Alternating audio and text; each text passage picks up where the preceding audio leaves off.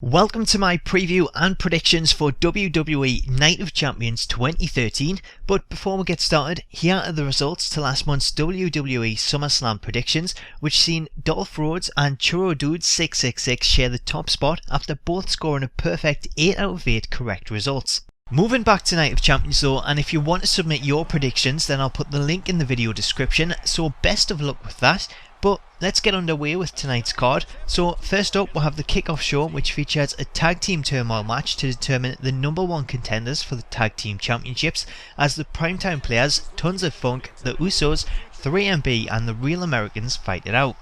For this match I was going to go with the primetime players, but I changed my mind and went with the Usos, as it makes more sense to have them take on the Shield after the build up, which seen them help Ziggler on Smackdown, setting up a 6-man tag team match that the Shield won after Rollins countered a splash from Jimmy Uso by getting his knees up and turning it straight into a pinfall, which I thought looked pretty cool.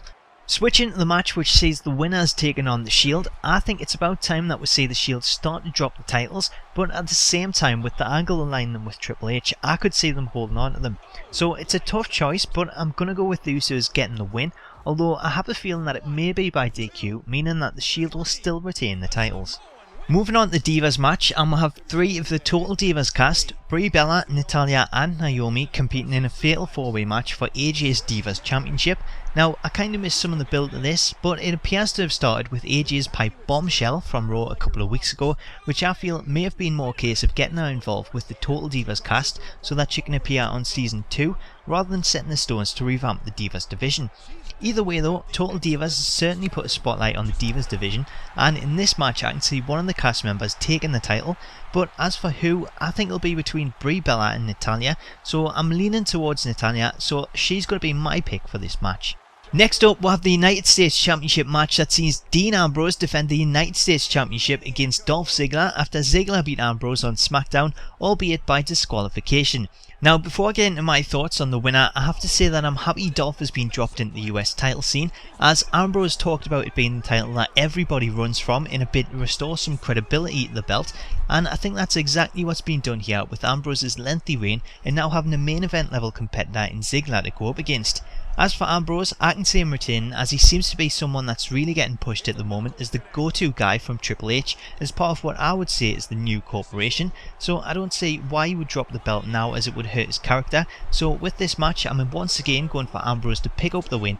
and retain the title.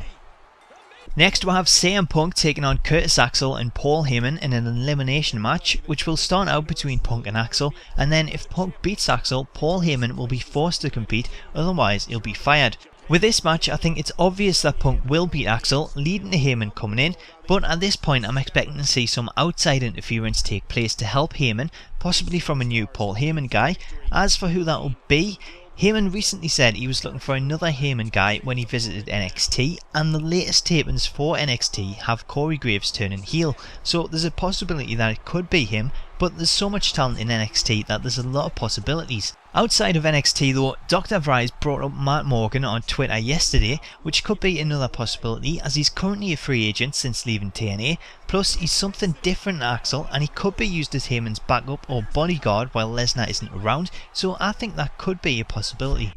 Switching to the World Heavyweight Championship match between Alberto Del Rio and Rob Van Dam, who will have Ricardo Rodriguez in his corner after he was forced to take on Del Rio on Smackdown to earn the right, which, you know, I understand Ricardo being in RVD's corner to get revenge on Del Rio, but to me it doesn't make a lot of sense. It just seems like such an odd pairing and I can't see it happening too much longer. Personally, I think it would have made more sense to have Ricardo team up with Sin Cara, as then Sin Cara would have a mouthpiece to put him across, plus there's already a history between him and Del Rio. Leaving that aside though, I'm definitely not complaining that we're seeing RVD and ADR, as I think that this has the possibility to be a standout match, as have a lot of RVD's matches since his return, as he looks to be much more interested in putting in a lot more to his matches compared with what we're seeing from him towards the end of his time in TNA. So much so that I'm actually going to say RVD may well pick up the win here and become the new world champion, only for Sandow to then cash in and become the new world champion. If that does indeed happen, then I think that will see Del Rio move away from the title picture and continue this feud with RVD for the next couple of months, as I think that this could be a good rivalry with a lot of great matches, leaving Sandow to have his time and see how he gets on as the champ, with a new contender stepping up, possibly a returning Cody Rhodes somewhere down the line. Now for the big one, the main event for the WWE Championship between Randy Orton and Daniel Bryan. So Orton is now the face of the WWE, and Triple H in the corporate evolution, he seems to have everything at his disposal and ensure that he remains that way for a long time, which is why I'm going with Orton to get the win in this match. But I've absolutely no idea how this will go down, as there's so many people that could get involved. On behalf of Orton, there's Triple H, The Shield and The Big Show, and on behalf of Bryan, we may see the return of Cody Rhodes making a run in, as he's not going to be expected after his firing. Then there's also Ziggler, who I think could be another one to get involved to combat The Shield. And there's also The Big Show, who I mentioned as someone to help Orton in the order of Triple H, but it's clear that Show could go either way. So once again, I'm picking Orton for the win. I don't know how it'll play out, but one thing that I would love to see in a match between these two is Daniel Bryan start to make a comeback and attempt his comeback moves, flipping over Orton from the turnbuckle and Orton turning it into an RKO. I think that would make for an awesome finish. So all in all, it all adds up to a match that I think has a lot of potential, and hopefully it's booked right. It's coming in off the heels of SummerSlam, which was a fantastic pay-per-view. Night of Champions has a lot of potential, so hopefully it turns out to be an A+ and not just a B. Anyway, that's my predictions and preview for the show, so let me know your thoughts in the comments below, and if you fancy it, the link is in the video description to submit your predictions to the Prediction League. So good luck with that and enjoy the pay-per-view.